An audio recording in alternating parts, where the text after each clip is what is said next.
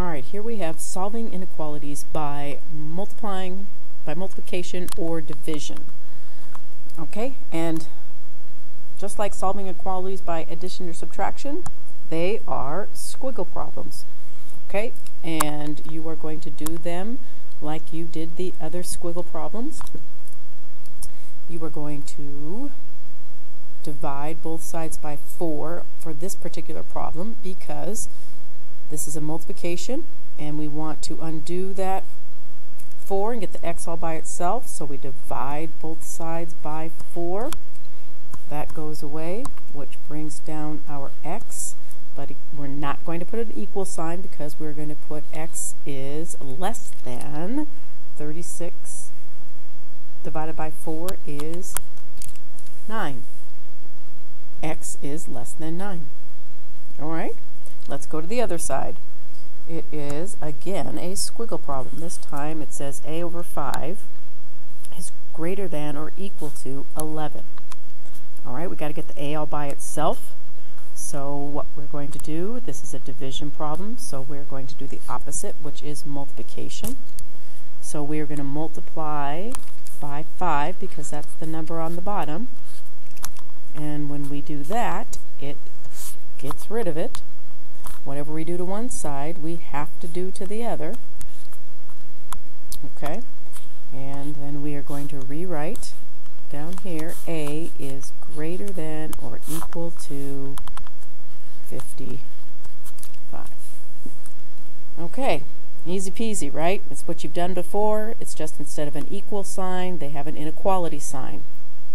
I wish I could say that that's all there is and you've got it. But unfortunately, there is one little catch. It has to do with negative signs. Okay, and that's why it's so important we remember the rules for when we are multiplying with negatives. Okay, so here we have two problems. I've added negatives in here. And let's solve this one, and I will tell you the rule as we go. Okay, so it's a squiggle problem. We know that we got to get the t by itself, so just watch. We're going to do exactly the same thing. We are going to multiply both sides by this negative 6.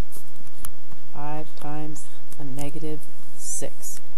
Okay, same thing happens. This goes away. Okay, we're going to bring down our t. Now here's where it gets a little tricky. There's just one thing you have to remember. Since I divided by a negative number on both sides, I had to divide by a negative. I did a negative on this side and I did a negative on that side. Whenever you divide by a negative sign, you have to flip this inequality sign. So instead of it saying greater than, you have to put it as less than. Okay? And then we work the problem. 5 times a negative 6. There's only one. That's an odd number. When there's an odd number of negatives, the answer is negative. So this is going to be negative 30. Okay? And now let's look on this one. Same type of squiggle problem, okay, but I have to divide by a negative. Divide by a negative. Whenever you have to divide by a negative, you are going to have to flip the sign as well. So this goes away just like it always does. Bring down your x, but before you do this part, flip that sign. Okay? And now 21 divided by negative 7 gives us a negative 3. So when I multiply by a negative and when I divide by a negative, whenever you multiply or divide by a negative, you must flip the sign. Let's write that down. When you divide or multiply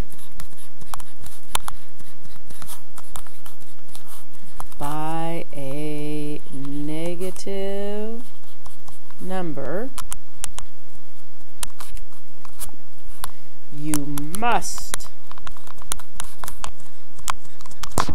flip the inequality sign.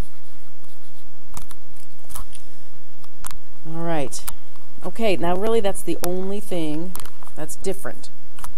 I know it's a biggie, but it only happens with negatives. If there's no negatives that you're doing to both sides, then you don't have to do anything. You just keep the inequality sign the way that it is. All right, I'm going to show you one more thing. All right, let's look at these two problems. They are squiggle problems for solving this inequality. I've got to get rid of the x, so what do? I have an divide both sides by 5. Okay, question is, do I flip or not to flip? So you have to ask yourself, did I divide or multiply by a negative? No, I didn't. There is a negative in the problem, it's right there, but I did not have to divide or multiply by that negative. Okay, so I don't flip the sign. X is greater than or equal to negative 5. The answer's negative, and I had a negative right here, but I don't flip it because the number that I divided by was positive. All right, same thing over here. Check it out. I do have a negative. It's over here, but the number that I am going to multiply both sides by is positive. It's a 3. Positive 3. So because I'm multiplying by a positive 3, I don't flip. Even though the answer ends up negative, I don't flip because the number I multiplied and the number that I divided over here, they were positive. Going back to what we did before, remember this? Notice I had the negative. I was multiplying by a negative. That's why we flipped. I was dividing by a negative. That's why we flipped. Here, I wasn't. They were positive. Okay? All right. Let's do some problems. Okay, here we've got some division problems. What I want you to do is do these 3 problems, and then when you're done, start it up again and see how you did. Okay, so pause now and work these problems out.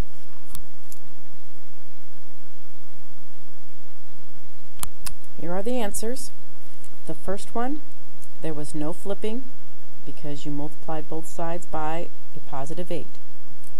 Second one, you needed to flip because you're dividing both sides by a negative 6. Third one, you also had to flip because you are multiplying both sides by a negative 4. Now, did you remember the rule? 2 positive make a negative when you are multiplying. So the answer here, R is greater than 8. All right, let's practice on some multiplication problems where you're going to have to divide.